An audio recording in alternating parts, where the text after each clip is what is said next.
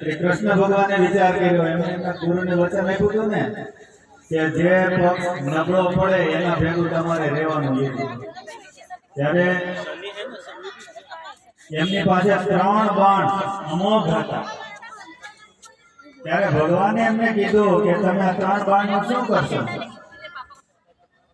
અને ત્યારે એમણે વાત કરી કે હું 3 બાણનું પહેલા જ તીરથી હું બધાને ચિહ્નિત કરીશ, જેને જેને મારવાના છે એને ચિહ્નિત કરીશ.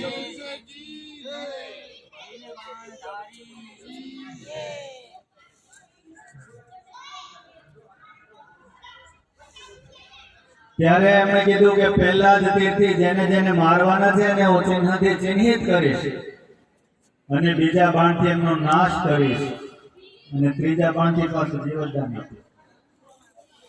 ત્યારે આવી રીતે ભગવાને કીધું આ તો મહાભારતના યુદ્ધનું સંતુલન બધું વિખાઈ જશે.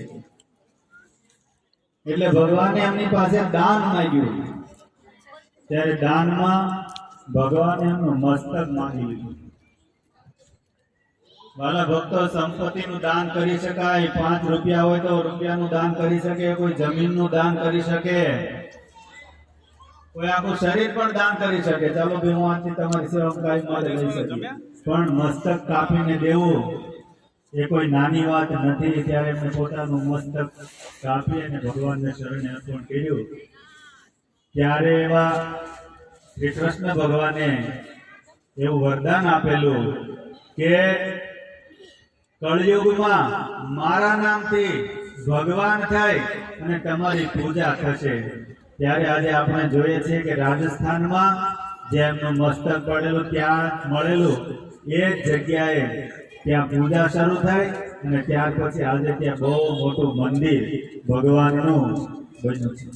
એટલે બહેનોએ કોઈ સ્ટેજ ઉપર આ બધું આવવાનું નહીં. થોડી વાર અમે જઈ ત્યાં સુધી થોડીક અમારી જે સંપ્રદાયની મર્યાદા છે એ મર્યાદાને થોડો આપણે ફોલો કરજો, થોડોક સાથ આપજો. બધા આપણે વાત કરતા હતા એમ ખાટુ શ્યામ ભગવાનની જે પૂજા થાય છે એમના ઘણા બધા ચમત્કારો છે, ઘણાના રક્ષણ એમને કર્યા છે.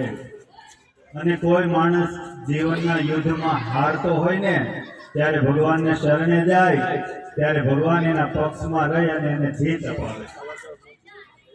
ત્યારે એવા ભગવાનની જીતમાં આપણને ભગવાન જીત અપાવે છે. માણસ પોતાના જીવનમાં હાર અને જીત આ બંનેની વચ્ચે પોતાનું જીવન આખું પૂરું કરતા હોય. કોઈ જગ્યાએ હારે છે, કોઈ જગ્યાએ જીતે છે, પણ કોઈ જગ્યા એવી છે જ્યાં સામે સાથીએ ચાલી અને યુદ્ધ કરવું એને શૂરવીર કહેવામાં આવે છે. અને કોઈ જગ્યા એવી પણ હોય છે કે જ્યાં